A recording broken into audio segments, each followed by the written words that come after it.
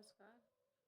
आपका हमारे YouTube channel पर बहुत बहुत स्वागत है। आज हम हिंदी के प्रश्नों को देखेंगे। यह प्रश्न बहुत ही महत्वपूर्ण है। यह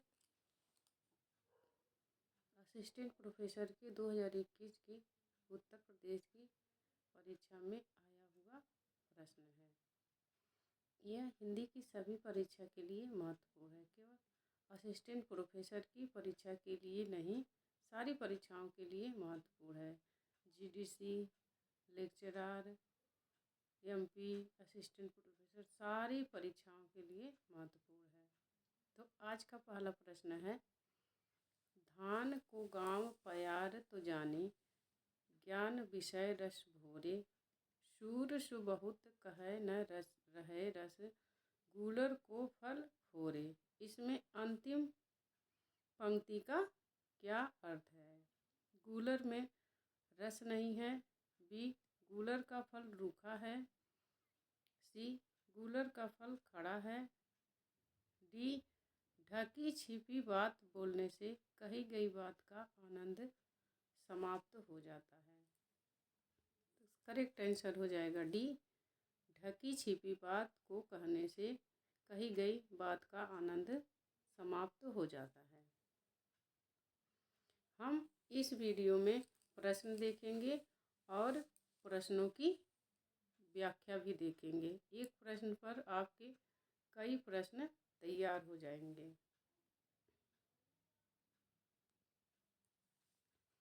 अब इस प्रश्न की व्याख्या देखते हैं। उपर्युक्त काव्यांश की अंतिम पंक्ति का अर्थ है, ढकी छिपी बात को बोलने से कही गई बात का आनंद समाप्त हो जाता है। यह पद रामचंद्र शुक्ल द्वारा संपादित भ्रमर गीत सार में संकलित है। मोस्ट इम्पोर्टेंट कि भ्रमर गीत सार का संपादन किसने किया था? रामचंद्र शुक्ल ने। भ्रमर गीत सार महाकवि सूरदास के पदों का संग्रह है, जिसे शुक्ल जी ने सूर सागर के भ्रमर गीत से लगभग 400 पदों को छांटकर उनकी भ्रमर गीत सार के रूप में प्रकाशित कराया था। आगे प्रश्न है, कामायनी का नवा सर्ग कौन सा है? कर्म, ईर्ष्या, ईड़ा, स्वप्न। कामायनी बहुत ही महत्वपूर्ण रचना है और इसके सर्ग के बारे में प्रश्न जरूर बनता है और कामायनी से भी प्रश्न जरूर बनता है। तो इसका नवा सर्ग कौन सा है? कर्म, ईर्ष्या, ईड़ा, स्वप्न। आपका सही उत्तर हो जाएगा सी, ईड़ा। जयशंकर प्रसाद कृत कामायनी का नवा सर्ग ईड़ा है।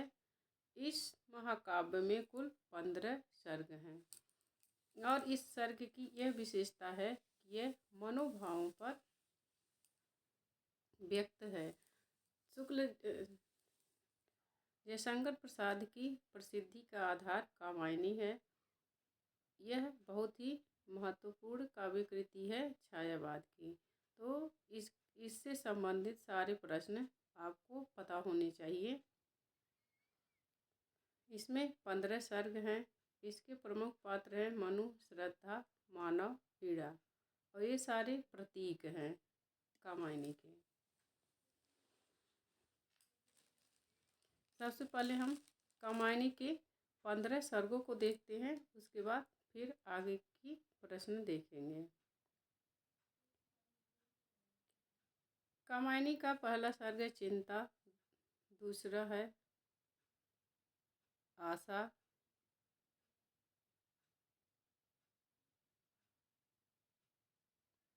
इसमें 5वें नंबर का दूसरे नंबर पर चला गया है। तो चिंता, आशा, श्रद्धा, काम, वासना 5वां है।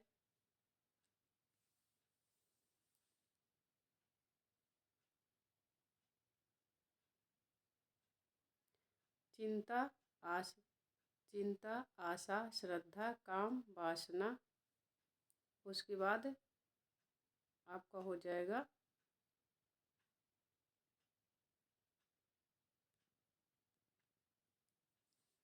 इसमें कामायनी में 15 सर्ग हैं, तो आप इसका क्रम देख सकते हैं। चिंता, आशा, श्रद्धा, काम, वासना,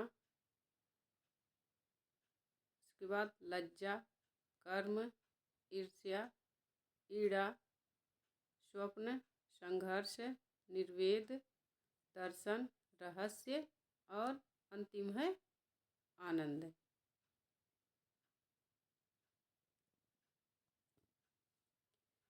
इस महाकाव्य में काव्य के 4 प्रमुख पात्र हैं। प्रत्येक पात्र एक विशेष प्रतीक है। प्रतीक देखते हैं। कुमार मानव का प्रतीक है, श्रद्धा हृदय का प्रतीक है, ईड़ा बुद्धि का, मनु मन का प्रतीक है। इसमें छंद मुख्यतः तांडव छंद है तथा रस शांत रस है। आचार्य शांति प्रिय द्विवेदी ने कामायनी को छायावाद का उपनिषद कहा है। अब आगे के प्रश्न को देखेंगे। निराला की राम की शक्ति पूजा किससे प्रेरित होकर लिखी गई है? गीतांजलि से, कृत्तिवास रामायण से, रामचरितमानस से, वाल्मीकि रामायण से। आपका सही उत्तर हो जाएगा B, correct answer, Krittivas Ramayan से। राम की शक्ति पूजा बांग्ला रामायण कृत्तिवास रामायण से लिखी गई है। सूर्यकांत त्रिपाठी द्वारा रचित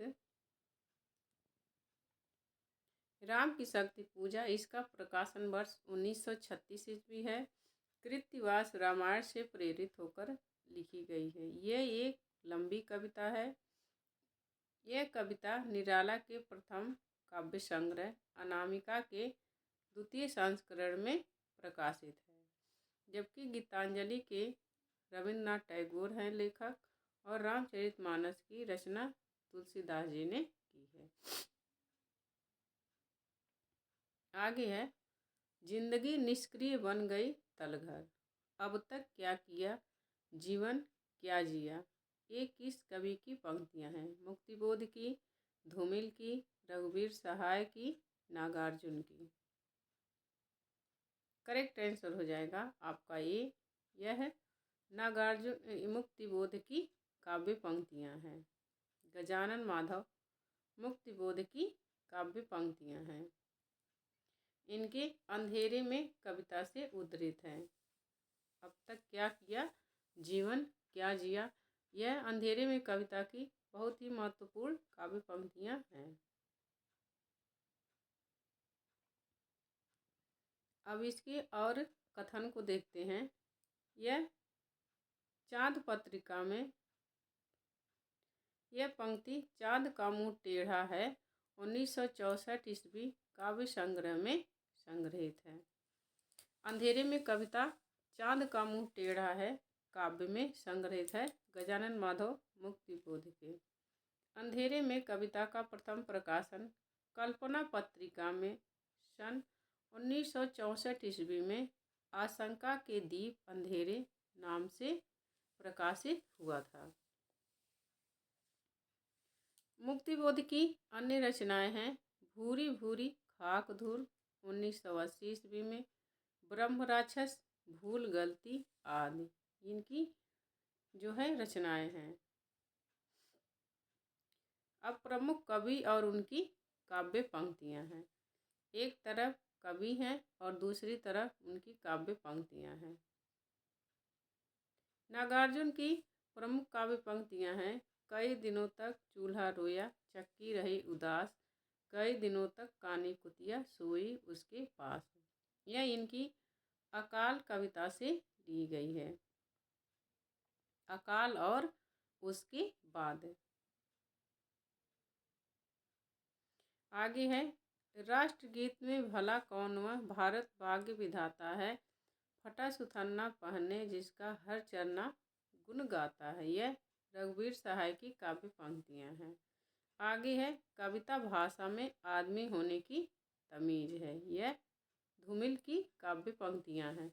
काव्य पंक्तियाँ परीक्षा में पूछी जाती हैं तो यह सारी महत्वपूर्ण काव्य पंक्तियाँ हैं। और यह नागार्जुन की काव्य पंक्तियाँ तो नेट के सिलेबस में लगी हुई हैं।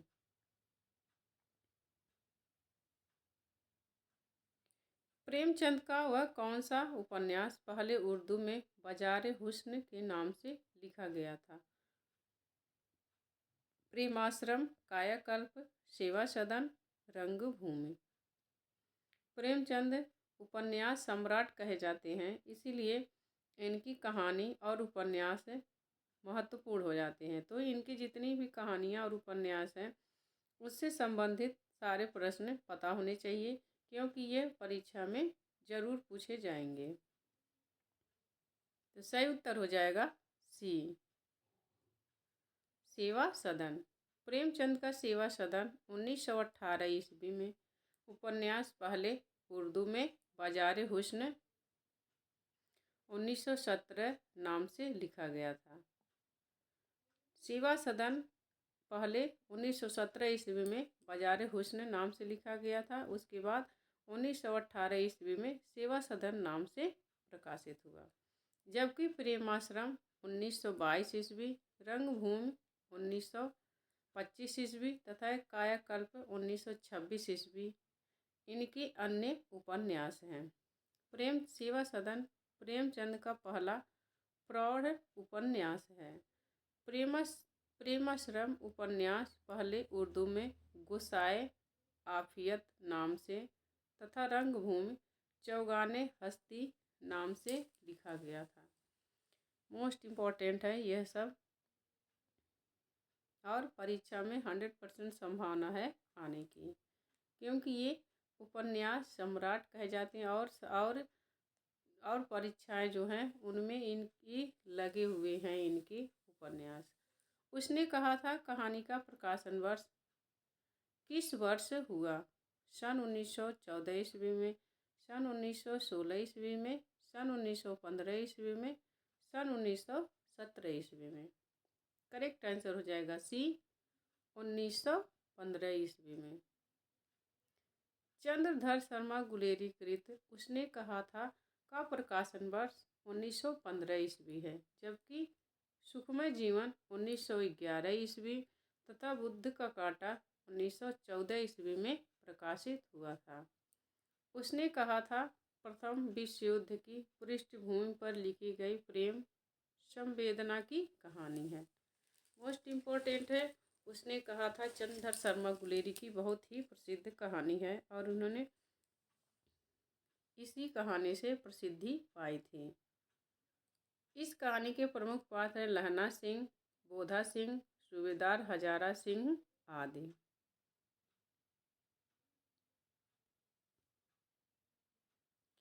अंधा युग का कौन सा पात्र है जो अभिशप्त जीवन जीने को बाध्य है?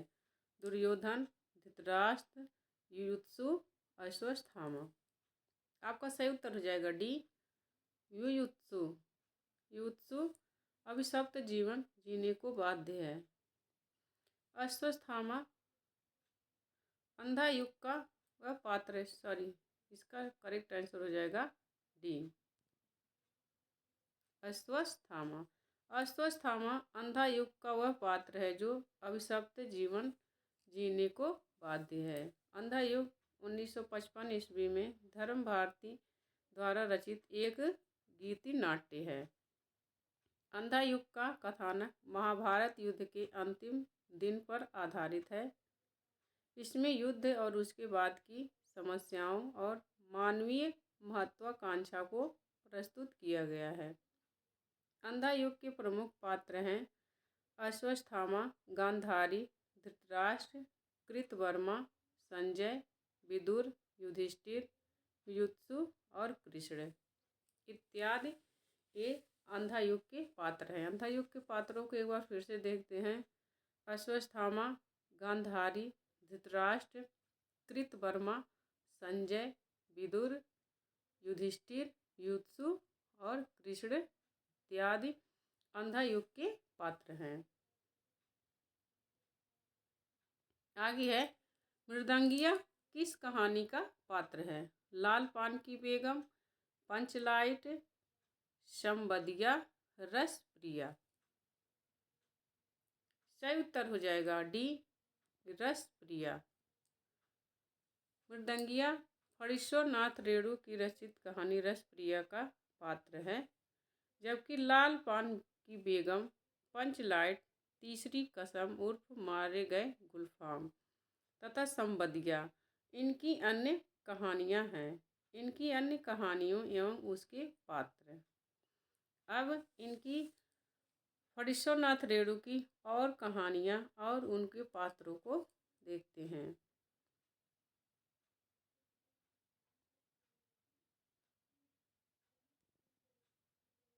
रसप्रिया का पात्र है मृदंगिया।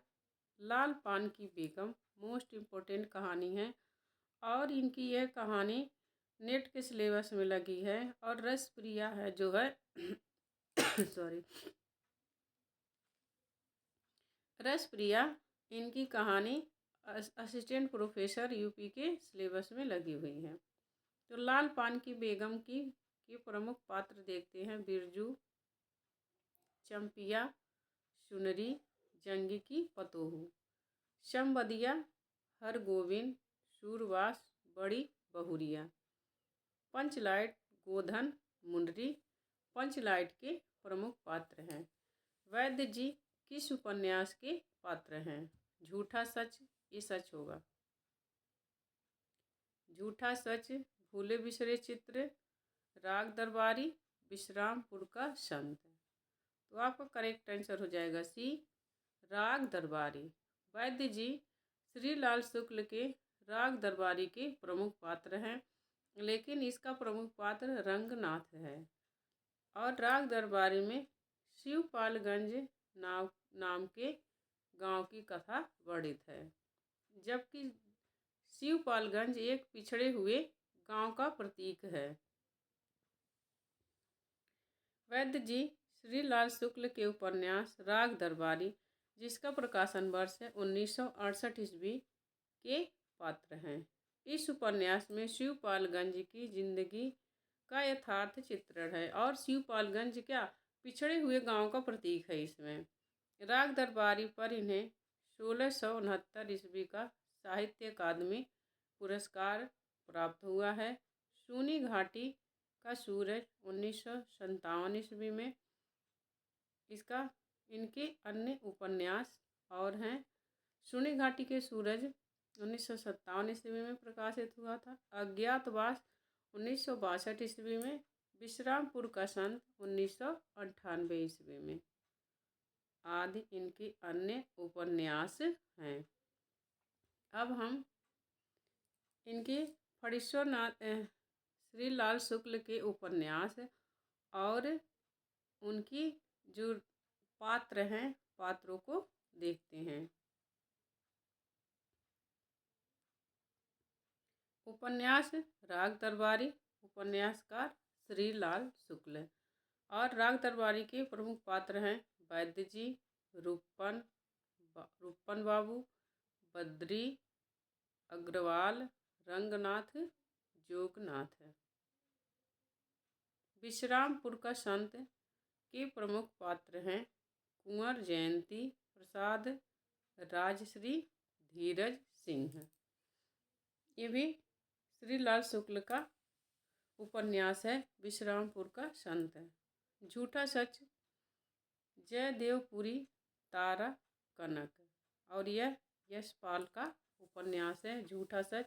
इनका बहुत ही प्रसिद्ध उपन्यास है, 2 भागों में विभाजित हुआ है। और इस उपन्यास में आज़ादी के पहले और बाद की स्थिति का वर्णन किया गया है। 2 भाग हैं। पहला है झूठा सच, पहला भाग है वतन और देश, और दूसरा भाग है देश का भविष्य। आगे देखते हैं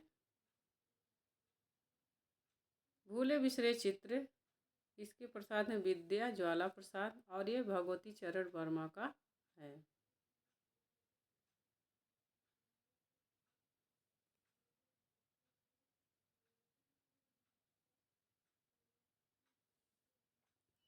पिता गए माता गई गुरुदेव गए, कंधे से कंधा भिड़ाकर प्राण देने वाला चिर सहचर सिंहरण गया।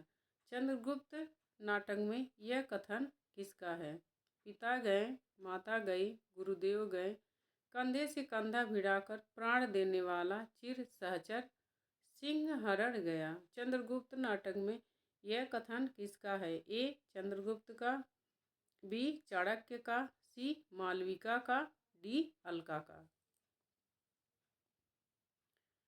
सही उत्तर हो जाएगा आपका ए, यह चंद्रगुप्त का कथन है। उपर्युक्त कथन जयशंकर प्रसाद द्वारा रचित चंद्रगुप्त, इसका प्रकाशन है 1931 ईस्वी में। नाटक के प्रमुख पात्र चंद्रगुप्त का है। यह कथन नाटक के प्रमुख पात्र चंद्रगुप्त का कथन है। यह सारी परीक्षाओं के लिए महत्वपूर्ण है, चाहे कोई भी परीक्षा हो। हर हिंदी की सारी परीक्षाओं में महत्वपूर्ण है। अभी एलटी का पेपर हुआ है, उसमें भी आपने देखा होगा कि जो रचनाएं हैं उनका प्रकाशन वर्ष पूछा गया है और रचनाएं भी पूछी गई हैं। तो चंद्रगुप्त के अन्य पात्र हैं चाणक्य, मालविका, अलका। जयशंकर प्रसाद द्वारा रचित अन्य नाटक हैं सज्जन, कल्याणी, कल्याणी परिणय, करुणालय, प्रायश्चित, राजश्री, विशाख, अजातशत्रु, जन्मेजय का नागयज्ञ, कामना, स्कंदगुप्त, ध्रुव स्वामिनी। नाटक में प्रसाद के नाम से युग चलता है। प्रसाद पूर्व युग, प्रसाद युग, प्रसाद प्रसादोत्तर युग। तो इसीलिए नाटक में इनके ये नाटक से संबंधित जितने भी इनके नाटक हैं सारे नाटक महत्वपूर्ण हैं और पेपर में आने की इनकी पूरी संभावना है। जबकि इनके नाटक जो परीक्षाएं हैं हिंदी की, उन परीक्षाओं में लगे हुए हैं। इसीलिए जयशंकर प्रसाद के सारे नाटक आपको याद होने चाहिए और उससे संबंधित जो प्रश्न बनते हैं वो भी पता होना चाहिए।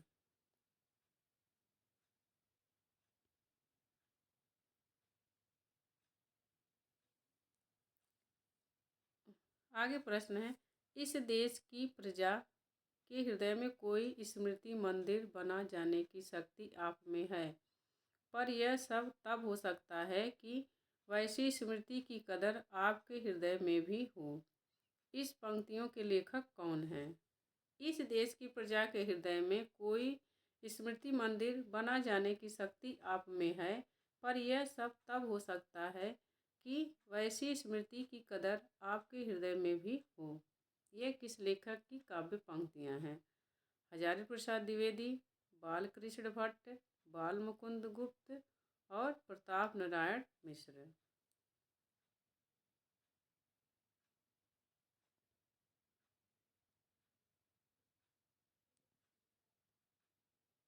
करेक्ट आंसर हो जाएगा सी, बाल मुकुंद गुप्त। उपर्युक्त कथन बाल मुकुंद गुप्त द्वारा रचित शिव शंभु के चिट्ठे से उद्धृत है। इनके निबंध गुप्त निबंधावली शीर्षक से प्रकाशित है। गुप्त जी का जन्म गुड़ियानी गांव, जिला रेवाड़ी, हरियाणा में हुआ था। इन्होंने भारत मित्र नामक पत्रिका का संपादन किया था, जिसका है 1899 ईस्वी से संपादन किया था भारत मित्र का। और वह कहाँ से निकलता था? भारत मित्र कलकत्ता से निकलता था। बाल मुकुंद गुप्त का शिव शंभु का चिट्ठा एक व्यंग निबंध है और इसमें लॉर्ड कर्जन के समय की स्थिति का वर्णन किया गया है। इसमें बाल मुकुंद गुप्त जी ने लॉर्ड कर्जन के ऊपर व्यंग किया है। इसमें शिव शंभु को माध्यम बना करके लॉर्ड कर्जन की जो है इसमें उसके ऊपर उसके अंग्रेजों के शासन के समय की बातों को इन्होंने जागृत किया है। आगे है, भाइयों अब तो नींद में जागो, आप अपने देश की प्रकार से उन्नति करो जिससे तुम्हारी भलाई हो, वैसी ही किताबें पढ़ो।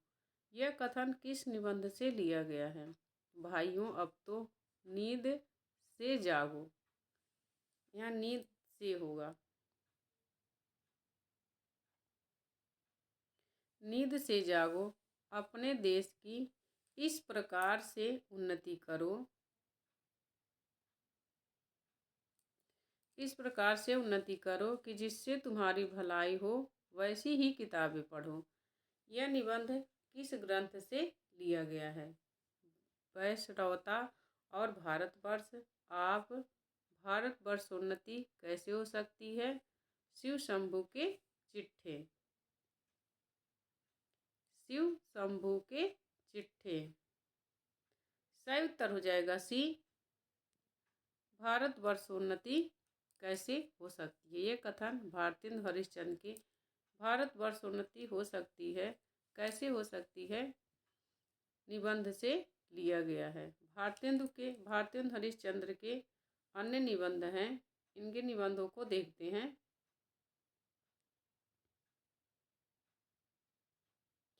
भारतेंदु हरिश्चंद्र के निबंध: मणिकर्णिका, कश्मीर कुसुम, बादशाह दर्पण, वैष्णवता और भारतवर्ष, भारतवर्षोन्नति कैसे हो सकती है, बसंत, बद्रीनाथ की यात्रा। इतने सारे इनके निबंध हैं। बद्रीनाथ की यात्रा इनका यात्रा साहित्य है। अब प्रताप नारायण मिश्र के निबंध हैं। प्रताप पीयूष, प्रताप समीक्षा, मनोयोग, धोखा, बात, आप, भव, मुच्छ, परीक्षा। बाल मुकुंद गुप्त के निबंध हैं। शिव शंभू के चिट्ठे,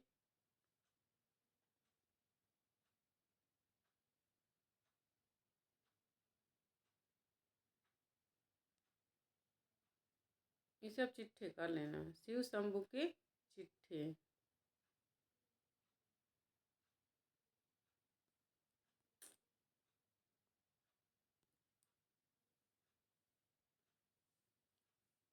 चिट्ठी और खत, खेल तमाशा। यह बाल मुकुंद गुप्त के निबंध हैं।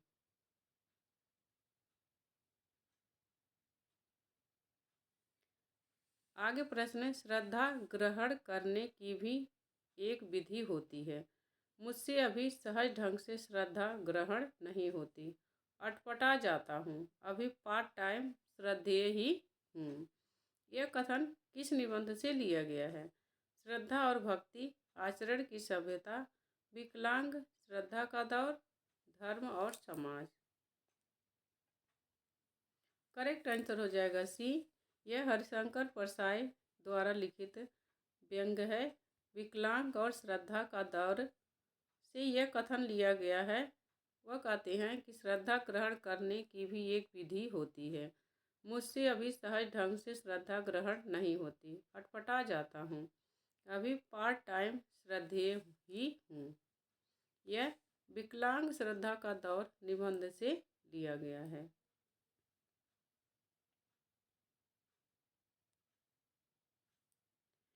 हरिशंकर परसाई के अन्य निबंध देखते हैं। विकलांग श्रद्धा का दौर, इसका प्रकाशन 1980 ईस्वी में है। पगडंडियों का जमाना 1966 ईस्वी। सदाचार का ताबीज 1967 ईस्वी। ठिठुरता हुआ गणतंत्र 1970 ईस्वी। सुनो भाई साधो 1983 ईस्वी। तुलसीदास चंदन घिसे 1986 ईस्वी आदि। ये सारे निबंध हरिशंकर परसाई के हैं। आगे है, मनुष्य ही साहित्य का लक्ष्य है, यह किस आलोचक की स्थापना है? मनुष्य ही साहित्य का लक्ष्य है, यह किस आलोचक की स्थापना है? आचार्य रामचंद्र शुक्ल, हजारी प्रसाद द्विवेदी, रामविलास शर्मा, नामवर सिंह।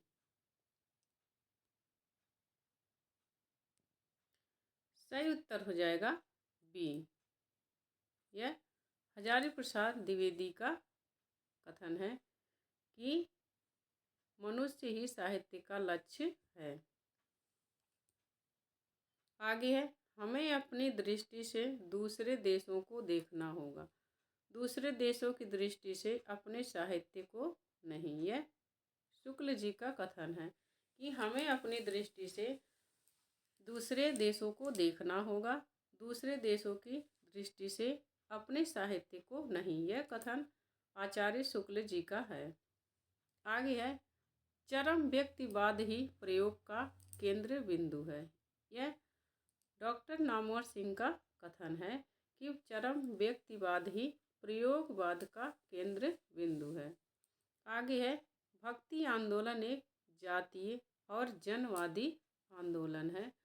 यह डॉक्टर रामविलास शर्मा का कथन है भक्ति आंदोलन के बारे में। यह भक्ति आंदोलन को जातीय और जनवादी आंदोलन कहते हैं।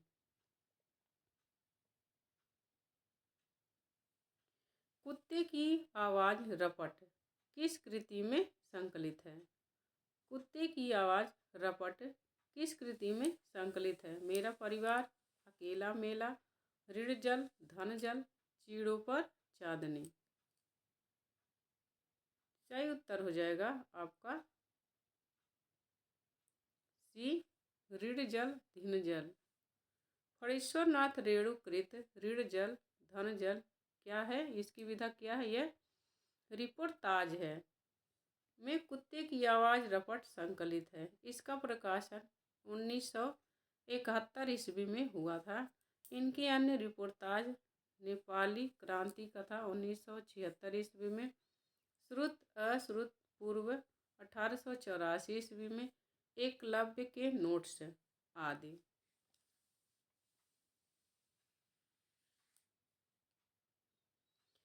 जो रचनाएं होती हैं उनकी विधाएं भी पेपर में पूछ ली जाती हैं। कौन सी विधा है? तो ऋण जल धन जल रिपोर्ताज है। और इनके अन्य रिपोर्ताज भी हैं, नेपाली क्रांति, श्रुत अश्रुत पूर्व, एकलव्य की कथा। ब्रेख्त और एक उदास नगर शीर्षक किस अध्याय किस पुस्तक में है? सुधिया उस चंदन के वन की, याद हो कि ना याद हो, चीड़ों पर चांदनी, अपनी खबर।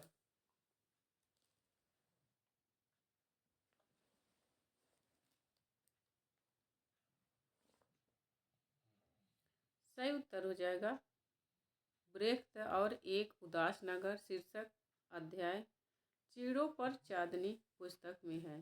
चीड़ों पर चांदनी यात्रा साहित्य के लेखक निर्मल वर्मा हैं, जबकि सुधिया उस चंदन के वन की, इसकी विधा क्या है?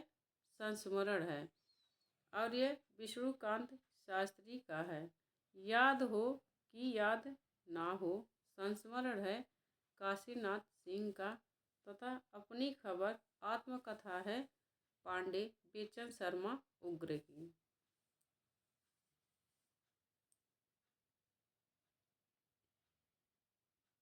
आवारा मसीहा विष्णु प्रभाकर को आवारा मसीहा लिखने में कितने वर्ष लगे थे? 11 वर्ष, 13 वर्ष, 12 वर्ष, 14 वर्ष।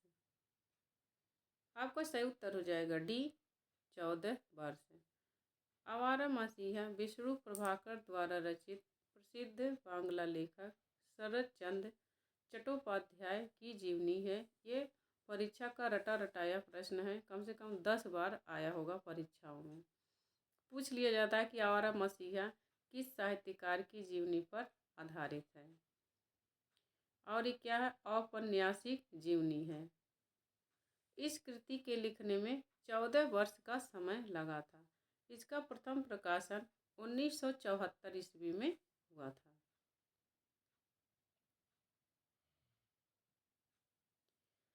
किस विद्वान ने सर्वप्रथम आर्य भाषाओं के अध्ययन की ओर भाषा वैज्ञानिकों का ध्यान आकृष्ट किया?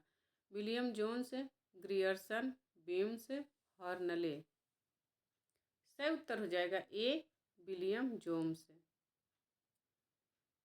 भारतीय आर्य भाषा के अध्ययन की ओर भाषा वैज्ञानिकों का ध्यान आकृष्ट करने का श्रेय सर विलियम जोन्स 1786 ईस्वी को जाता है। उन्होंने संपूर्ण भारत की भाषाओं का अध्ययन किया और 1784 ईस्वी में बंगाल एशियाटिक सोसाइटी की स्थापना की। मोस्ट इम्पोर्टेंट है, प्रश्न पूछ लेगा कि बंगाल एशियाटिक सोसाइटी की स्थापना किसने की, तो सर विलियम जोन्स ने की थी। कब? 1784 ईस्वी में। जिससे भारत के इतिहास, पुरातत्व, विशेषकर साहित्य और विधि शास्त्र संबंधी अध्ययन की नींव पड़ी।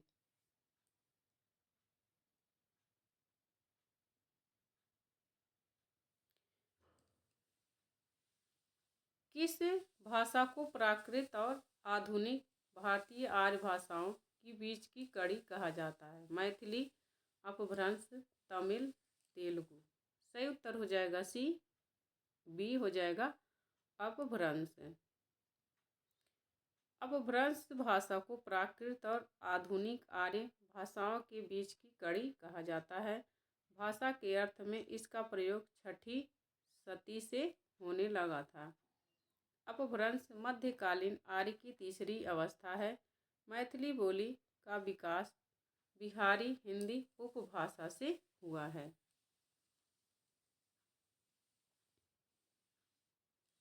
मैथिली बोली का विकास किससे हुआ है? बिहारी हिंदी उपभाषा से।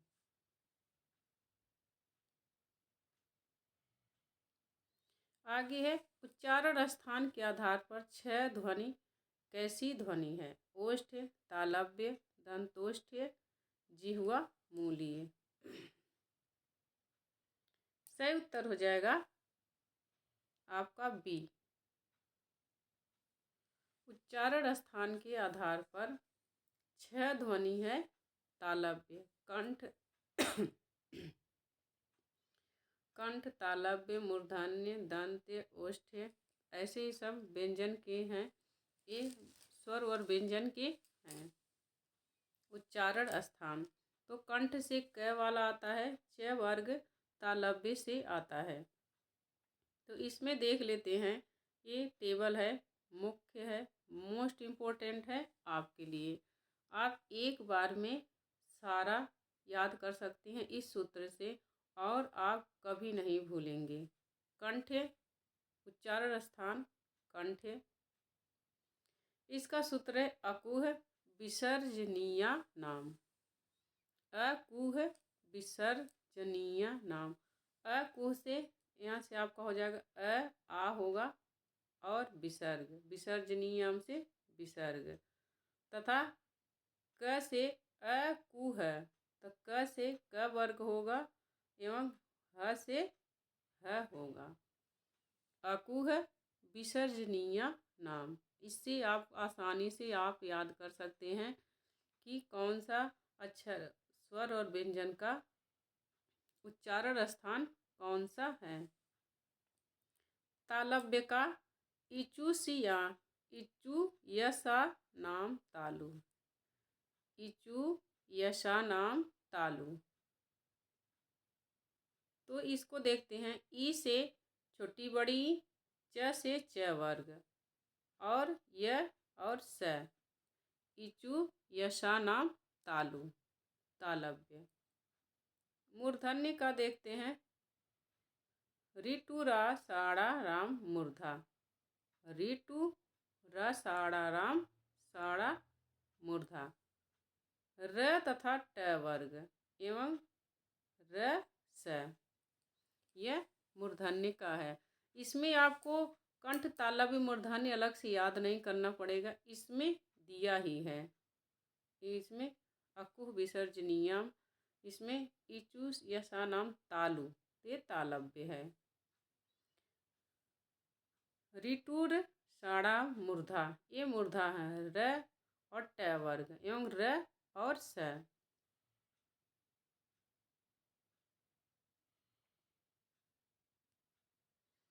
दंत का रि तुल सानाम दंता, रि तुल सानाम दंता। इसमें त से त वर्ग आएगा एवं ल और स आएगा। पौष्टिक उपुपाध्य मानिया नामो ओष्ठौ। ऊ से सारा ऊ आ गया और प वर्ग आ जाएगा और ओष्ठौ से ओष्ठ आएगा। यह टेबल आपके लिए काम की चीज़ है, आप इसे ज़रूर रट लेना ताकि आपको उच्चारण स्थान से संबंधित आपकी सारी समस्याएं खत्म हो जाएं। हिंदी की मूल उत्पत्ति किस अपभ्रंश से मानी जाती है? मागधी अपभ्रंश, शोरसैनी अपभ्रंश, अर्धमागधी अपभ्रंश, पैशाची अपभ्रंश। सही उत्तर हो जाएगा बी, शोरसैनी अपभ्रंश। हिंदी की उत्पत्ति शोरसैनी अपभ्रंश से मानी जाती है। प्रमुख अपभ्रंश एवं उनसे विकसित भाषाएं। एक तरफ अपभ्रंश है, एक तरफ उपभाषाएं हैं। मैंने हिंदी की बोलियों पर वीडियो बना दिया है, उसमें आपकी बोलियां, उपभाषाएं और हिंदी भाषा का विकास, हिंदी भाषा की संवैधानिक स्थिति सब पर वीडियो बना दी। एक बार अगर जो सब आप वीडियो देख लेंगे तो आपका सारा क्लियर हो जाएगा। और जो हिंद आयोग की स्थापनाएं हैं वो भी पेपर में ज़रूर पूछी जाती हैं, वो उस पर भी मैंने वीडियो बना दिया है। अनुच्छेद पर बनाया है। भाषा विज्ञान नाम से मैंने प्लेलिस्ट बना रखी है, भाषा विज्ञान और उसका विकास, तो आप उस प्लेलिस्ट को देख लीजिए, आपका सारा क्लियर हो जाएगा। भाषा विज्ञान पूरा क्लियर हो जाएगा। अब देखते हैं शोरसैनी अपभ्रंश से पश्चिमी हिंदी, राजस्थानी, गुजराती।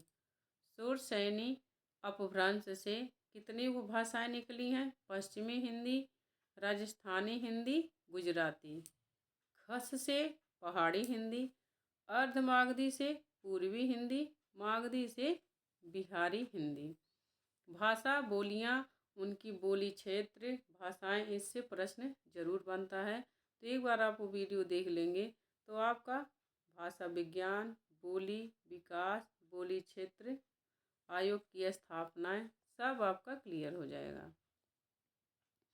आगे है राजभाषा आयोग की सिफारिशों पर विचार करने के लिए संसदीय समिति का गठन किस अनुच्छेद के अंतर्गत किया गया है? अनुच्छेद 343, अनुच्छेद 344, अनुच्छेद 351, अनुच्छेद 345। प्रश्न है राजभाषा आयोग की सिफारिशों पर विचार करने के लिए संसदीय समिति का गठन किस अनुच्छेद के अंतर्गत किया गया है? इस पर भी 343 से लेके 351 तक के सारे अनुच्छेदों पर मैंने वीडियो बना दिया है। किस अनुच्छेद में क्या है, इसमें तो थोड़ा ही दिया है, 4 ऑप्शन है आपके, चारों के दिए हैं, लेकिन मैंने 343 से लेके 351 तक के सारे अनुच्छेद का मैंने उसमें बनाया है कि किस अनुच्छेद में क्या वर्णित है। राजभाषा आयोग की सिफारिशों पर विचार करने के लिए संसदीय समिति का गठन अनुच्छेद 344 में है, इसका वर्णन। जबकि अनुच्छेद 343 के अंतर्गत संघ की राजभाषा है और संघ की राजभाषा हिंदी होगी और अंतर्राष्ट्रीय अंक और देवनागरी लिपि, इन सब के बारे में 343 में वर्णित है। 345 के अंतर्गत राज्यों की राजभाषा या राजभाषाएं, इससे संबंधित है। अनुच्छेद 351 में हिंदी की भाषा के विकास के लिए निर्देश दिए गए हैं।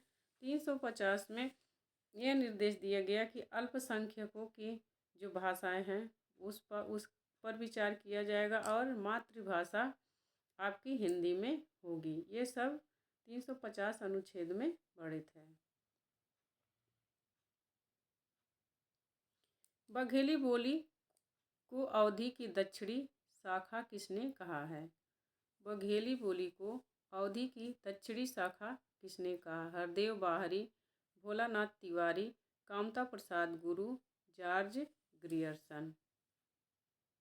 तो आपका सही उत्तर हो जाएगा ए, हरदेव बाहरी। बघेली बोली को अवधी की दक्षिणी शाखा किसने कहा है? हरदेव बाहरी ने कहा है। बाबूराम सक्सेना बघेली को अवधी की एक उपबोली मानते हैं। अवधी बघेली तथा छत्तीसगढ़ी पूर्वी हिंदी के अंतर्गत आती हैं। अवधी बघेली छत्तीसगढ़ी पूर्वी हिंदी के अंतर्गत आती हैं और बाबूराम सक्सेना ने बघेली को अवधी की ही एक उपबोली माना है। अब बघेली बोली की प्रमुख विशेषताएं देखते हैं।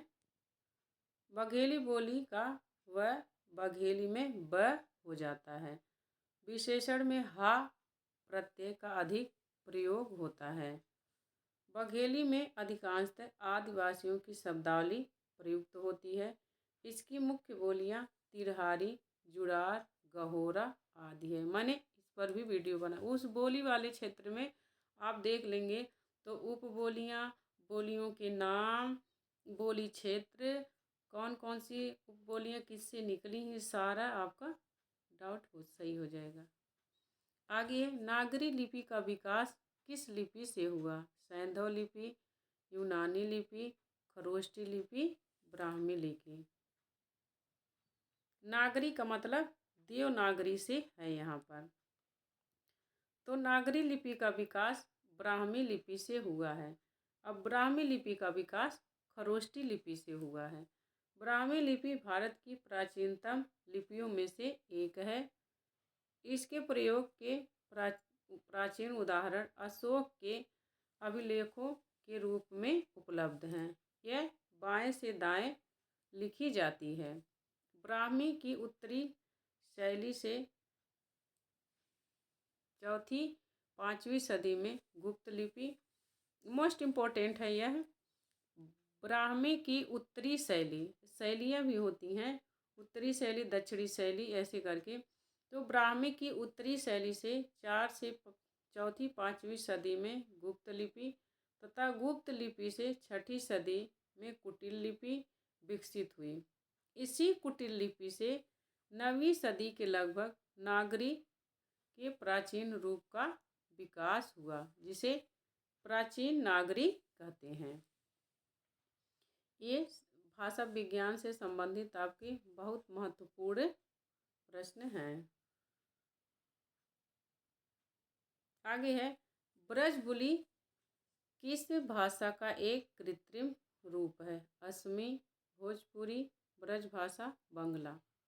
ब्रजबुली किस भाषा का एक कृत्रिम रूप है? सही उत्तर हो जाएगा आपका डी, बांग्ला भाषा। ब्रजबुली बांग्ला भाषा का एक कृत्रिम रूप है। बंगाली कवि ईश्वर चंद्र गुप्त ने ब्रजबुली शब्द का सर्वप्रथम प्रयोग किया था। मोस्ट इम्पोर्टेंट है कि बंगाली कवि ईश्वर चंद्र गुप्त ने ब्रजबुली शब्द का सर्वप्रथम प्रयोग किया था। अगर एक बार आप पूरा वीडियो देख लेंगे तो आपके 50 क्वेश्चन में 200 से ज़्यादा क्वेश्चन तैयार हो जाएंगे। ब्रजबुली शब्द की उत्पत्ति अवहट्ट से हुई है। माना जाता है इस भाषा में कृष्ण की लीलाओं का वर्णन है। क्या माना जाता है? कि इस भाषा में कृष्ण की लीलाओं का वर्णन है। अतः कृष्ण की लीला भूमि ब्रज के साथ इसका संबंध है। जोड़ इस भाषा को ब्रजबुली समझा गया होगा। बंगला के उच्चारण की विशिष्टता के कारण ब्रजबुली बन गया होगा। इसमें अनुमान लगाया जा रहा है कि ब्रजबुली का विकास कैसे हुआ होगा। ब्रज भाषा पश्चिमी हिंदी की उपबोली है तथा भोजपुरी पूर्वी हिंदी की उपबोली है।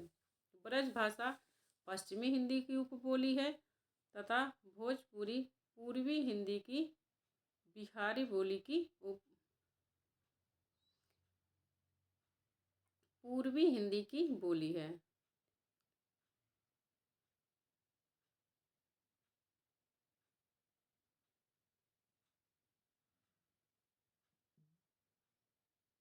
यह ब्रज जो भोजपुरी है यह बिहारी हिंदी की बोली है, पूर्वी हिंदी की नहीं।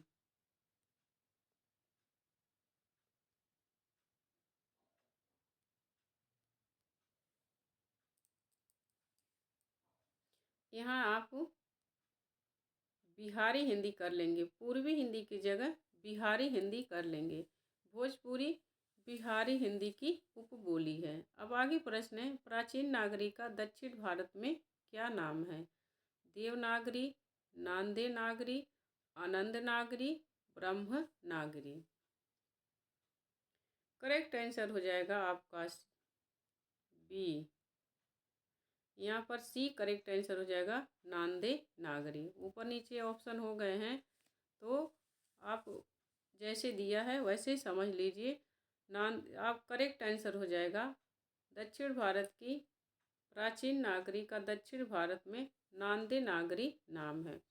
भारत की प्राचीन लिपि ब्राह्मी का प्रयोग 5वीं सदी ईसा पूर्व से लेकर 350 ईस्वी तक होता रहा है। ब्राह्मी लिपि का प्रयोग कब से हो रहा है? 5वीं सदी ईसा पूर्व से लेकर 350 ईस्वी तक होता रहा है। इसके बाद दो शैलियों का विकास हुआ, उत्तरी शैली और दक्षिणी शैली।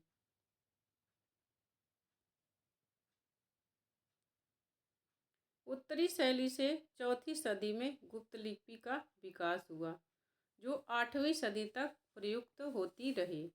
9वीं सदी के लगभग नागरी के प्राचीन रूप का विकास हुआ। 9वीं सदी के लगभग प्राचीन नागरी के रूप का विकास हुआ, जिसे प्राचीन नागरी कहते हैं। प्राचीन नागरी का क्षेत्र उत्तर भारत माना जाता है, किंतु दक्षिण भारत में के कुछ भागों में भी यह मिलती है। दक्षिण भारत में इसका नाम नागरी न होकर नांदे नागरी है।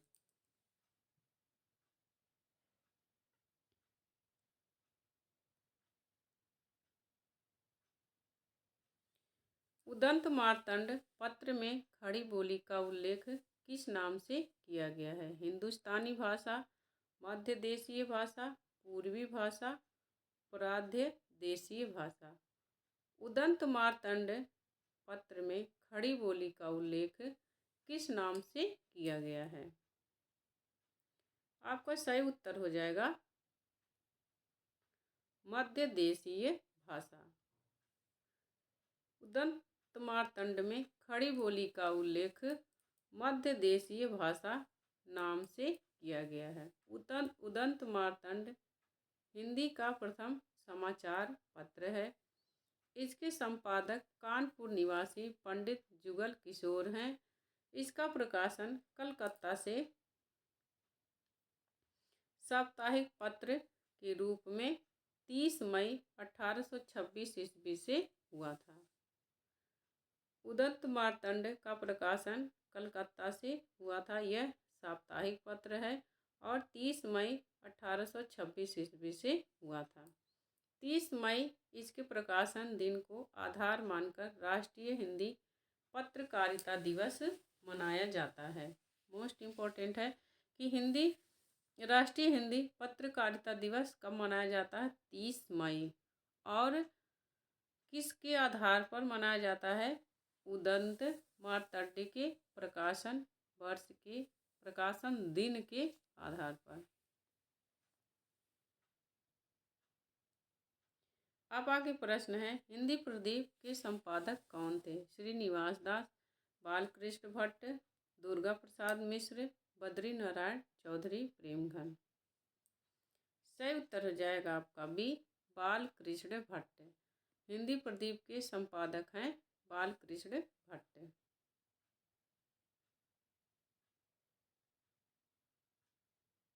हिंदी प्रदीप के संपादक बालकृष्ण भट्ट थे। यह 1877 ईस्वी में मासिक पत्रिका के रूप में प्रयाग से प्रकाशित होती थी। हिंदी के प्रमुख पत्र व उनके संपादक। मोस्ट इम्पोर्टेंट है कि हिंदी प्रदीप कैसी थी? साप्ताहिक पत्रिका थी और इसका प्रकाशन 1877 ईस्वी से शुरू हुआ था। यह प्रयागराज से प्रकाशित होती थी। आगे देखते हैं, सदादर्श श्रीनिवास दास की पत्रिका है और यह 1900 इसका प्रकाशन वर्ष 1974 ईस्वी है। प्रकार इसका ये मासिक है और स्थान है काशी। मासिक काशी, काशी से प्रकाशित होती थी। उचित वक्ता दुर्गा प्रसाद मिश्र की पत्रिका है। इसका संपादन वर्ष 1878 ईस्वी है और यह साप्ताहिक है, कलकत्ता से प्रकाशित होती थी। आनंद कादम्बिनी बद्रीनारायण चौधरी प्रेमघन की पत्रिका है। इसका प्रकाशन वर्ष 1881 ईस्वी है। यह मासिक पत्रिका है और मिर्ज़ापुर से प्रकाशित होती थी। ये इम्पोर्टेंट पत्रिका है आनंद कादम्बिनी। भारतेंदु पत्रिका है, पंडित राधाचरण गोस्वामी इसके संपादक हैं और इसका प्रकाशन वर्ष है 1882 ईस्वी। यह मासिक पत्रिका है और वृंदावन से प्रकाशित होती है।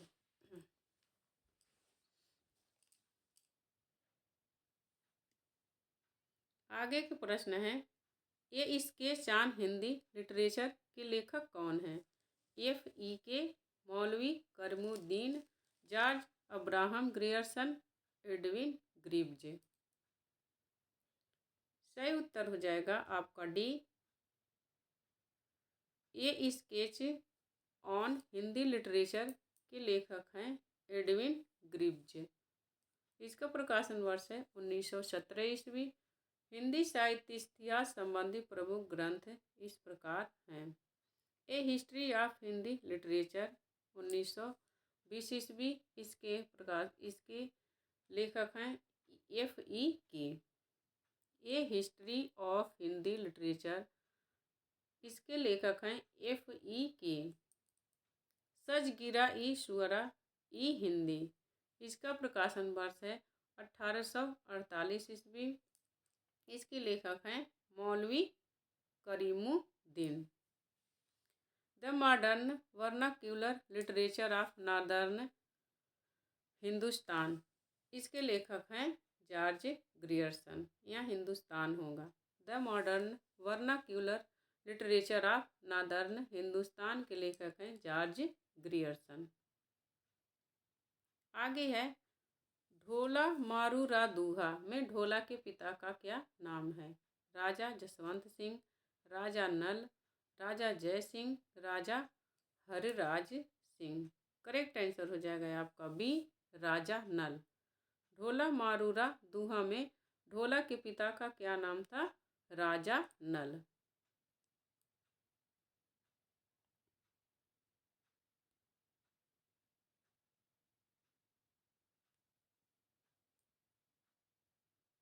यह 11वीं सदी में रचित कल्लोल की रचना है। इसमें राजकुमार ढोला, राजकुमारी मारू तथा राजकुमारी मारवाड़ी की प्रेम कथा है। यह लोक प्रचलित प्रेम कथा है जो राजस्थान में अधिक लोकप्रिय है।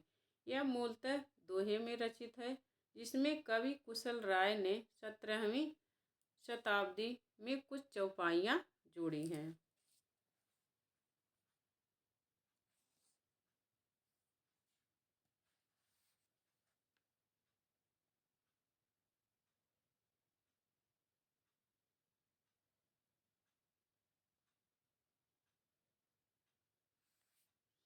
मोस्ट इम्पोर्टेंट है कि ये रचना किसकी है? कल्लोल की है। यह मूलतः दोहे में रचित है, लेकिन जिसमें कुशल राय ने 17वीं शताब्दी में कुछ चौपाइयाँ जोड़ी हैं।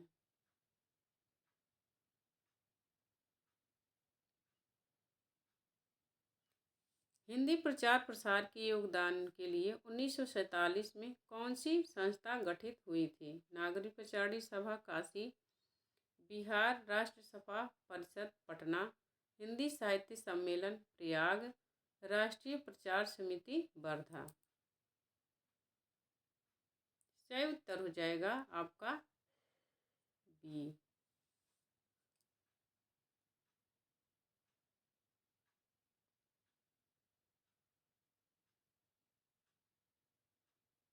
हिंदी प्रचार प्रसार में योगदान के लिए 1947 में कौन सी संस्था संगठित हुई थी? कौन सी संस्था गठित हुई थी?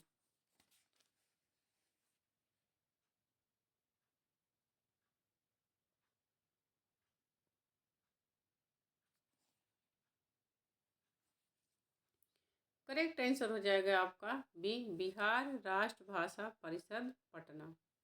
बिहार राष्ट्र भाषा परिषद पटना 1947 ईस्वी। नागरिक प्रचारणी सभा काशी 1893 ईस्वी। दक्षिण भारत हिंदी प्रचार सभा मद्रास 1927 ईस्वी। हिंदी विद्यापीठ देवधर 1929 ईस्वी। हिंदुस्तानी अकादमी प्रयाग 1927 ईस्वी।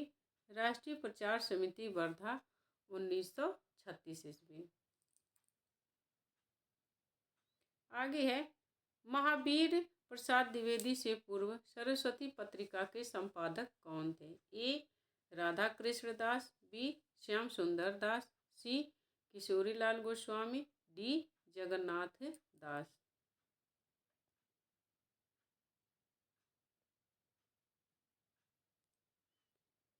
महावीर प्रसाद द्विवेदी से पूर्व सरस्वती पत्रिका के संपादक श्याम सुंदर दास थे। सरस्वती पत्रिका का प्रथम अंक 1900 जनवरी 1900 ईस्वी को निकला था। सरस्वती पत्रिका का प्रकाशन इंडियन प्रेस इलाहाबाद प्रयाग से तथा संपादन कार्य काशी वाराणसी से होता था। प्रेस का काम इलाहाबाद से होता था और संपादन का कार्य काशी यानी वाराणसी से होता था। आचार्य शुक्ल ने सरस्वती के संपादक महावीर प्रसाद द्विवेदी के संदर्भ में कहा है। यह इम्पोर्टेंट कथन है, यह शुक्ल जी का द्विवेदी जी के बारे में कथन है। सरस्वती के संपादक के रूप में इन्होंने आई हुई पुस्तकों के भीतर व्याकरण और भाषा की अशुद्धियाँ दिखाकर लेखकों को बहुत कुछ सावधान कर दिया। अगर जो भाषा की अशुद्धियाँ और व्याकरण और भाषा की अशुद्धियाँ रहती थी तो द्विवेदी जी उन्हें शुद्ध करके छापते थे या उन्हें वापस कर देते थे और लेखक उन्हें फिर से उसको सही करके तब देते थे प्रेस में छपने के लिए। आगे है, गोरखनाथ का समय 11वीं शती है, यह मान्यता किस विद्वान की है? राव सांस्कृत्यायन, हजारी प्रसाद द्विवेदी, आचार्य रामचंद्र शुक्ल, पीताम्बर दत्त बड़थवाल। सही उत्तर हो जाएगा डी, पीताम्बर दत्त बड़थवाल। गोरखनाथ का समय 11वीं शती है, यह मान्यता डॉक्टर पीताम्बर दत्त बड़थवाल की है। मिश्र बंधुओं ने इन्हें हिंदी का प्रथम गद्य लेखक माना है। किसको? गोरखनाथ को। गोरखनाथ को मिश्र बंधुओं ने हिंदी का प्रथम लेखक माना है। पीताम्बर दत्त बड़थवाल ने गोरखवाणी का संपादन 14 ग्रंथों को प्रमाणिक मानकर किया है। गोरखनाथ के गुरु मत्स्येंद्रनाथ थे। नाथ पंथ सिद्धों की परंपरा से ही छटकर निकला है, यह कथन किसका है? रामकुमार वर्मा, राहुल सांस्कृत्यायन, शिव सिंह सेंगर, आचार्य रामचंद्र शुक्ल। यह किसकी मान्यता है कि नाथ पंथ सिद्धों की परंपरा से ही छटकर निकला है? सही उत्तर हो जाएगा डी, रामचंद्र शुक्ल। ये शुक्ल जी का कथन है कि नाथ पंथ से ही छूटकर निकला है, सिद्धों से ही छूटकर निकला है नाथ पंथ। शुक्ल जी ने अपनी पुस्तक हिंदी साहित्य के इतिहास के आदिकाल प्रकरण 2 में कहा है। मोस्ट इम्पोर्टेंट है, शुक्ल जी के हिंदी साहित्य के इतिहास में जितने प्रकरण हैं आपको उसे 100% याद होना चाहिए और किस प्रकरण में क्या वर्णित है ये भी याद होना चाहिए। तो आदिकाल प्रकरण 2 में शुक्ल जी ने कहा है जिस प्रकार सिद्धों की संख्या 84 है प्रसिद्ध है, उसी प्रकार नाथों की संख्या 9 है। गोरक्ष सिद्धांत संग्रह के अनुसार 9 नाथ निम्न हैं। पहले हैं नागार्जुन, जड़ भरत, हरिश्चंद्र, सत्यन्य, भीमनाथ, गोरक्षनाथ, चरपट, जलंधर, मलयार्जुन। आगे है, दक्षिण के संत अलवार संत किस शाखा से संबंधित माने जाते हैं? दक्षिण के अलवार संत किस शाखा से संबंधित माने जाते हैं? प्रेम मार्गी, ज्ञान मार्गी, राम भक्ति शाखा, कृष्ण भक्ति शाखा। सही उत्तर हो जाएगा आपका सी, राम भक्ति शाखा। दक्षिण के अलवार संत राम भक्ति शाखा से संबंधित माने जाते हैं। दक्षिण में अलवार संतों की वाणी से राम भक्ति प्रस्फुटित हुई। ये मुख्य रूप से विष्णु के भक्त थे। अलवार का शाब्दिक अर्थ मग्न, भगवान की भक्ति में डूबा हुआ। मग्न का अर्थ है भगवान की भक्ति में डूबा हुआ।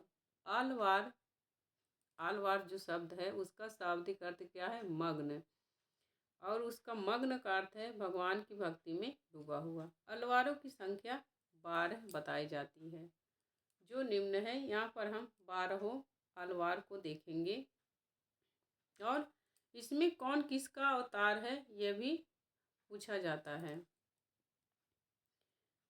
मोयगई अलवार पांचजन्य विष्णु के शंख का अवतार है। भूतंता अलवार कौमुदकी, पयालवार नंदक विष्णु की तलवार के हैं। इन सब के आप इनका स्क्रीनशॉट ले सकते हो और आप पढ़ लेना कि कौन से 12 अलवार किसके अवतार हैं। जो ये सब दक्षिण भारत के हैं। जो अंडाला हैं, महिला हैं, भूदेवी या विष्णु की पत्नी तथा पृथ्वी देवी। भूतांतला कौमुदकी के अवतार हैं। पयालवार नंदक विष्णु की तलवार के अवतार हैं। तिरुमालिस अलवार सुदर्शन चक्र के। नम्मालवार विश्व कसेन के विष्णु के सेनापति के हैं। मधुकवि अलवार गरुड़ के। कुलशेखरालवार कौस्तुभमणि पेरियालवार गरुड़ के। अंडाला महिला अलवार भूदेवी विष्णु की पत्नी या पृथ्वी देवी। तोडंड डिम्पोडियालवार वैजयंती विष्णु की माला के। तिरुप्पाड़ावालवार श्री वत्सल के। तिरुमंगई आलवार सारंग विष्णु के धनुष के।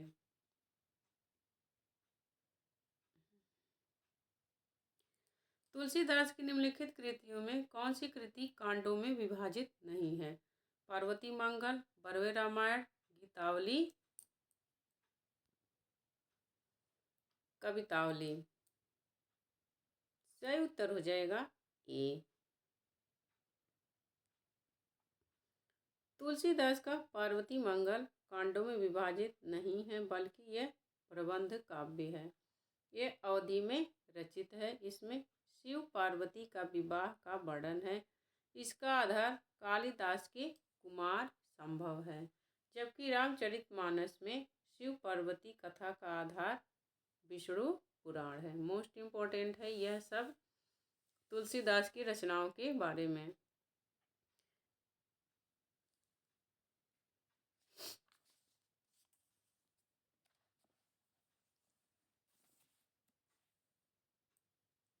तुलसीदास कृत यह कांडों में विभाजित नहीं है।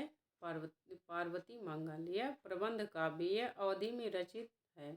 इसमें शिव पार्वती के विवाह का वर्णन है, नाम से यह पार्वती मंगल, और इसका आधार कालिदास का कुमार संभव है, जबकि रामचरितमानस में शिव पार्वती का आधार शिव पुराण है। बरवे रामायण यह 7 कांडों में विभाजित है। यह अर्थ रहीम के बरवे नायिका भेद से प्रभावित है। गीतावली यह 7 कांडों में विभाजित है। इसमें राम कथा का वर्णन है। यह राम गीतावली या पदावली रामायण के नाम से भी प्रसिद्ध है। कवितावली इसमें राम कथा 7 कांडों में है। कवितावली में काशी की महामारी का वर्णन उत्तरकांड में किया गया है। काशी के महामारी का वर्णन उत्तरकांड में किया गया है। हनुमान बाहु इसी का अंश माना जाता है। यह कवितावली से संबंधित प्रश्न है।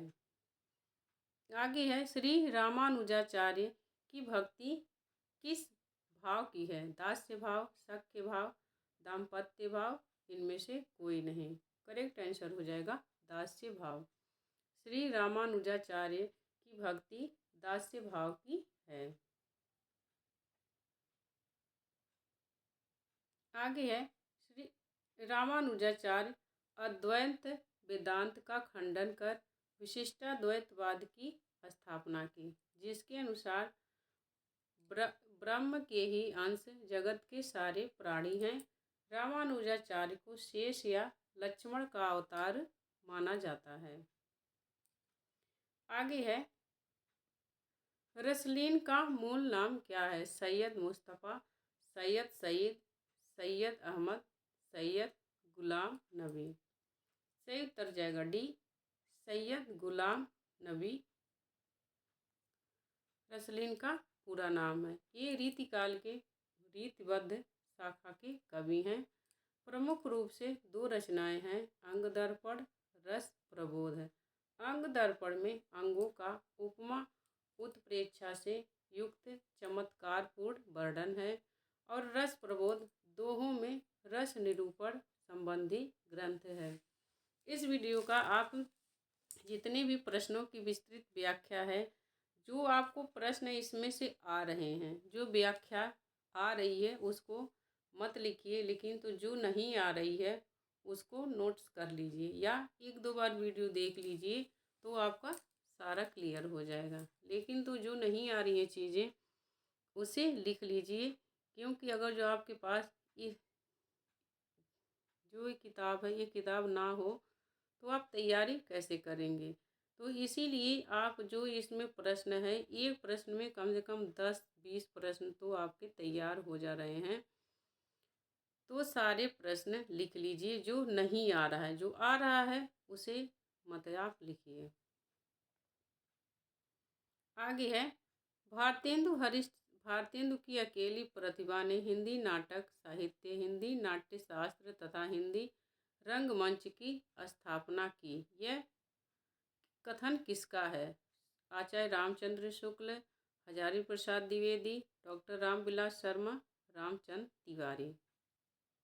सही उत्तर हो जाएगा डी, यह रामचंद्र तिवारी का कथन है कि भारतेंदु की अकेली प्रतिभा ने हिंदी नाटक साहित्य, हिंदी नाट्य शास्त्र तथा हिंदी रंगमंच की स्थापना की।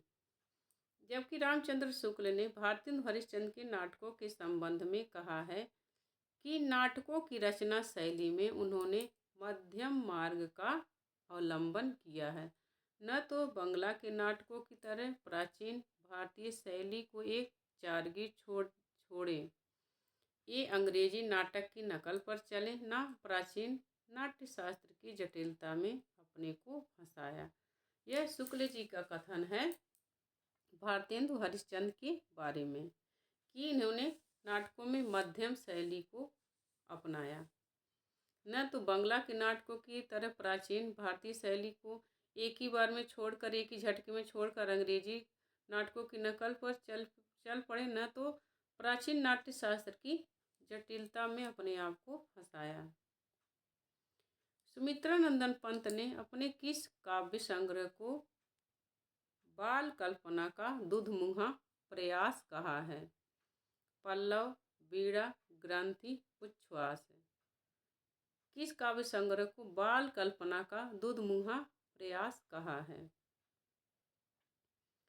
सही उत्तर हो जाएगा आपका बीड़ा। सुमित्रानंदन पंत ने बीड़ा काव्य संग्रह को बाल कल्पना का दुधमुहा प्रयास कहा है।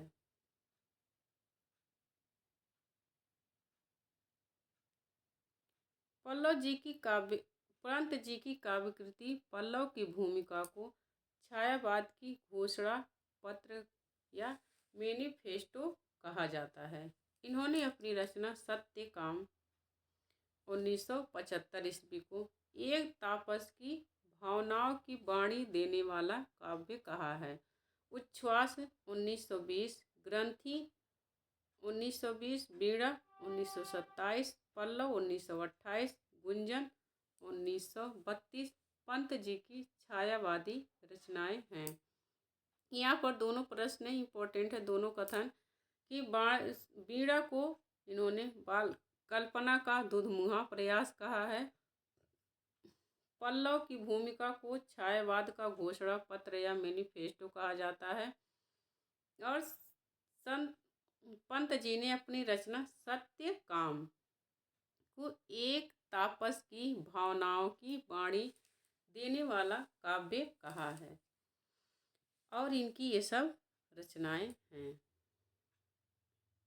एक प्रश्न से आप 50 प्रश्न बना सकते हैं। इसमें कौन सी विधा है, कौन कौन किस कवि की है। प्रश्न बनाने के लिए कितने भी प्रश्न बन सकते हैं, लेकिन हमें प्रश्न नहीं बनाना है।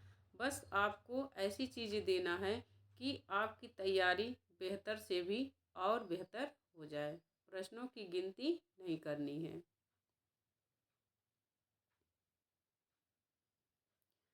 दूसरा तार सप्तक का प्रकाशन वर्ष क्या है? 1951 ईस्वी, 1952 ईस्वी, 1950 ईस्वी, 1960 ईस्वी। इसमें प्रकाशन वर्ष पूछ रहा है, तो सही उत्तर हो जाएगा ए। दूसरा तार सप्तक का प्रकाशन वर्ष है 1951 ईस्वी और पहले का है 1943 ईस्वी।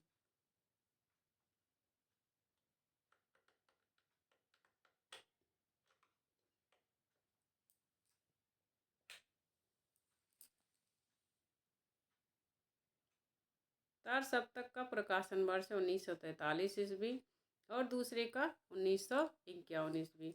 अज्ञेय के 4 सप्तकों का प्रकाशन किया है। अज्ञेय ने कितने प्रकाशन किए? 4। इन चारों सप्तकों में 7 प्रयोगवादी कवियों की कविताएं संग्रहित है। प्रयोगवाद शब्द का प्रथम प्रयोग नंद दुलारे वाजपेयी ने प्रयोगवादी रचना शीर्षक निबंध में किया है। मोस्ट इम्पोर्टेंट है कि प्रयोगवाद शब्द का प्रथम प्रयोग किसने किया है? नंद दुलारे वाजपेयी ने अपनी जो रचना है प्रयोगवादी शीर्षक निबंध से किया है। अब हम चारों देखेंगे। चारों सप्तकों में शामिल कवि इस प्रकार हैं। आपको सबसे आसान तरीका बताती हूँ इन कवियों की रचनाएं याद करने का। मैंने ट्रिक बना रखी है चारों सप्तक के कवियों का। बस 4 लाइन याद करिए, चारों सप्तक के कवियों का नाम आपको याद हो जाएगा। इतने सारे कवियों, अगर एक सप्तक में 7 कवि हैं तो 7 कवियों का नाम याद करेंगे तो 28 कवि का नाम आपको याद करना पड़ेगा। इससे बढ़िया 4 लाइन में चारों सप्तक के कवियों का नाम आप याद कर लीजिए। मैंने शॉर्ट वीडियो में यह ट्रिक बना रखी है कि सप्तक के कवियों के नाम की ट्रिक। अब है तार सप्तक के 343 इसका प्रकाशन वर्ष है। अज्ञेय रामविलास शर्मा, मुक्तिबोध प्रभाकर माचवे, नेमिचंद्र जैन, गिरजा कुमार माथुर, भारत भूषण अग्रवाल यह तार सप्तक के कवि हैं। दूसरा तार सप्तक है 1951 ईस्वी।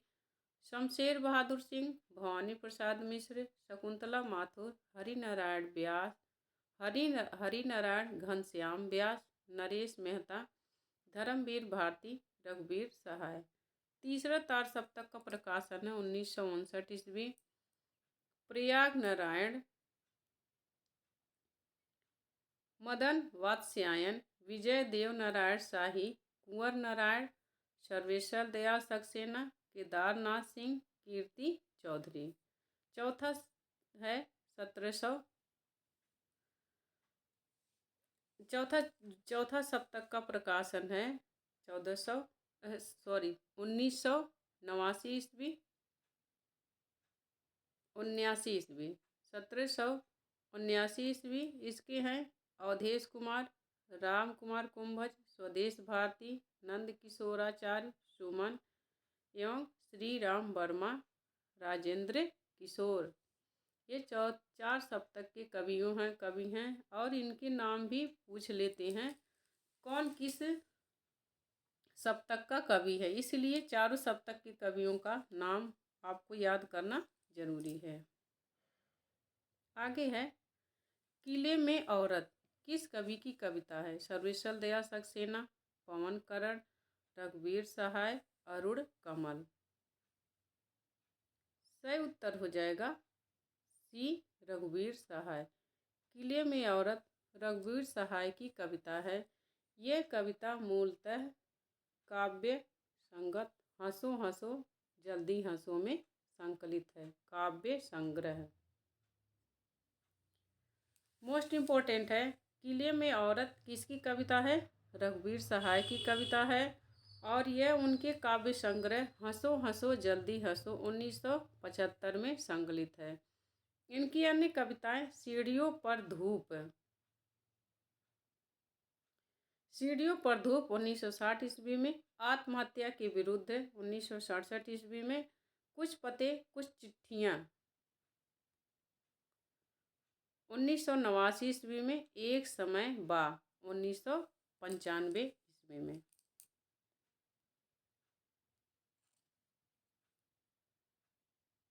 एक समय था यहाँ पर रहेगा, एक समय था 1995 ईस्वी में। ये रघुवीर सहाय की रचनाएं हैं। डॉक्टर गोपाल राय ने किस कृति को हिंदी का पहला उपन्यास माना है? परीक्षा गुरु, भाग्यवती, देवरानी जेठानी की कहानी, वामा शिक्षक। सही उत्तर हो जाएगा आपका सी, देवरानी जेठानी की कहानी। डॉक्टर गोपाल राय ने देवरानी जेठानी की कहानी को हिंदी का पहला उपन्यास माना है। कुछ ऐसी रचनाएं हैं जो कन्फ्यूजन में डालने वाली हैं। देवरानी जेठानी की कहानी इसमें नाम दिया, लेकिन है उपन्यास।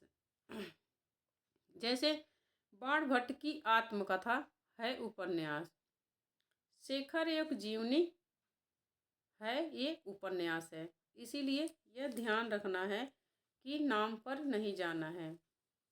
देवरानी जेठानी की कहानी उपन्यास 1870 ईस्वी में।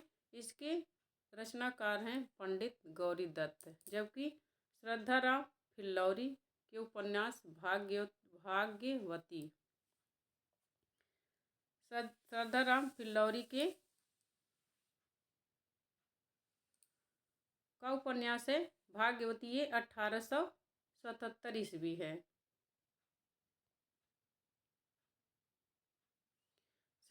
1877 ईस्वी इसका प्रकाशन वर्ष है। डॉक्टर विजय मल्ल ने प्रथम उपन्यास माना है किसको? श्रद्धाराम फिल्लौरी के भाग्यवती को डॉक्टर विजय शंकर मल्ल ने प्रथम उपन्यास माना है, तथा श्रीनिवास दास कृत परीक्षा गुरु, जिसका प्रकाशन वर्ष है 1882 को, आचार्य रामचंद्र शुक्ल ने हिंदी का प्रथम उपन्यास माना है। वामा शिक्षक 1872 ईस्वी ईश्वरी प्रसाद व कल्याण राय द्वारा रचित उपन्यास है। वामा शिक्षक 1872 ईस्वी ईश्वरी प्रसाद व कल्याण राय द्वारा रचित उपन्यास है। आगे प्रश्न है, फांस उपन्यास का मूल कथ्य क्या है? अमीर गरीब का संघर्ष, किसान आत्महत्या, स्त्री संघर्ष, दलित संघर्ष।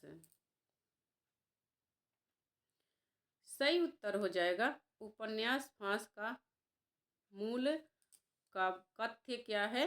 किसान आत्महत्या।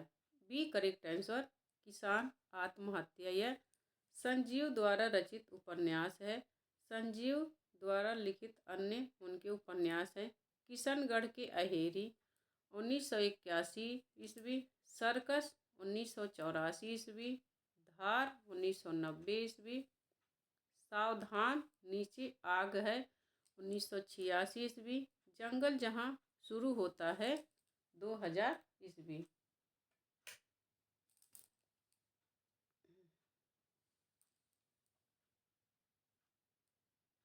आगे है, सचेतन कहानी की अवधारणा किस कहानीकार की है?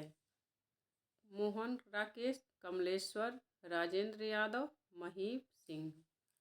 करेक्ट आंसर हो जाएगा आपका डी, सचेतन कहानी की अवधारणा है महीप सिंह की, जबकि नई कहानी 1956 ईस्वी की अवधारणा के प्रवर्तक हैं राजेंद्र यादव, मोहन राकेश, कमलेश्वर। नई कहानी की अवधारणा के प्रवर्तक 3 लोग हैं, राजेंद्र यादव, मोहन राकेश, कमलेश्वर।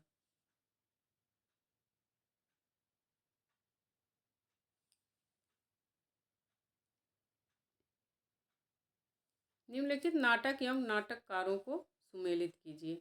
अभंग गाथा विभू कुमार, ताले में बंद प्रजातंत्र असगर वजाहत, वायरस नरेंद्र मोहन, इन्ना की आवाज़ राजेश जैन। इसका सही उत्तर हो जाएगा आपका ए। नाटककार एवं नाटकों के नाम सुमेलित हैं, आपका ए करेक्ट आंसर हो जाएगा। अभंग गाथा नरेंद्र मोहन, ताले में बंद प्रजातंत्र विभू कुमार, वायरस राजेश जैन और आपका इन्ना की आवाज़ असगर वजाहत है। ए करेक्ट आंसर हो जाएगा। यहाँ नीचे इसका सुमेलित भी दिया गया है।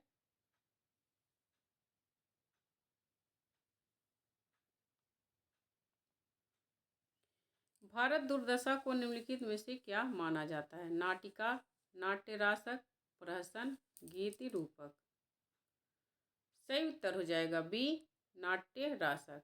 भारत दुर्दशा को नाट्य रासक माना जाता है। इसका प्रकाशन वर्ष 1880 ईस्वी है। भारतेंदु की प्रमुख रचनाएं हैं वैदिकी हिंसा, हिंसा न भवत प्रहसन है, विषस्य विषमौषधम भाण है, प्रेम जोगिनी नाटिका है, नील देवी गीत रूपक है, अंधेर नगरी प्रहसन है, सती प्रताप पौराणिक नाटक है।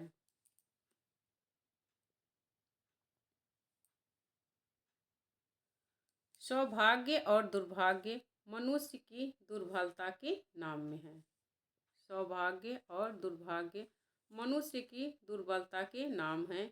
यह किसका कथन है? ध्रुव स्वामिनी, शकराज, कोमा, चंद्रगुप्त। सही उत्तर हो जाएगा आपका सी।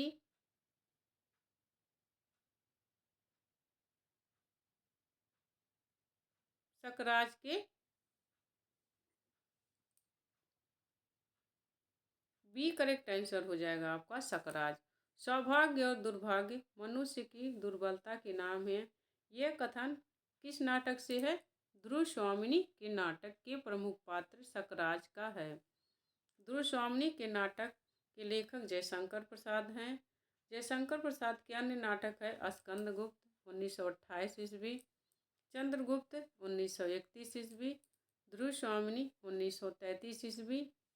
और प्रसाद के प्रमुख नाटकों के पात्र एवं उनके कथन निम्न हैं।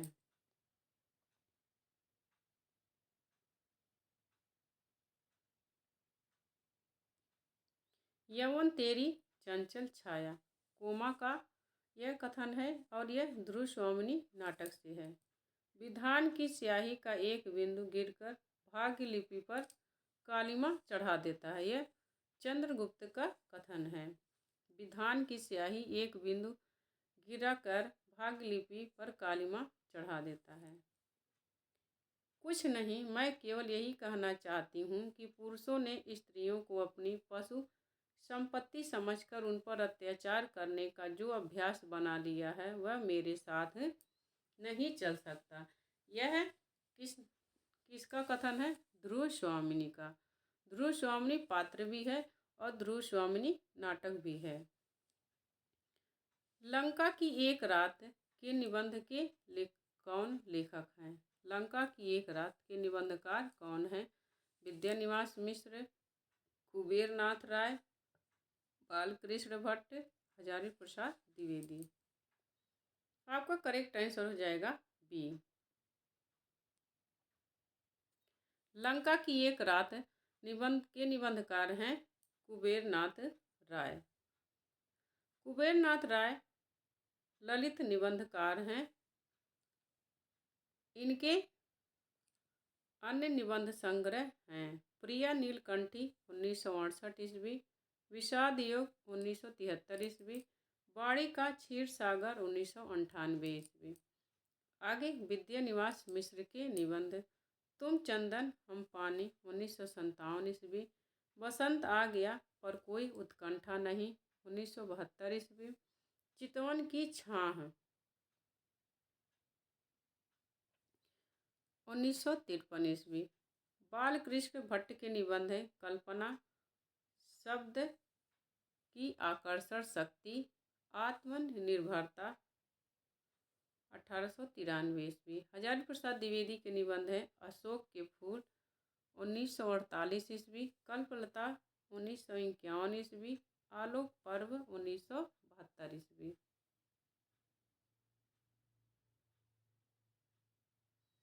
मिला तेज से तेज किस विधा की रचना है? संस्मरण, रेखा चित्र, जीवनी, आत्मकथा।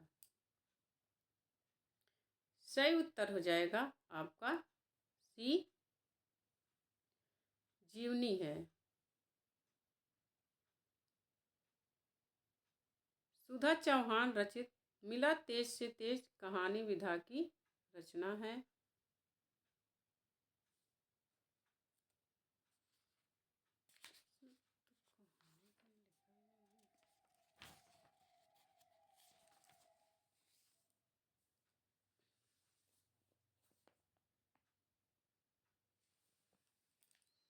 यह जीवनी है, कहानी नहीं है।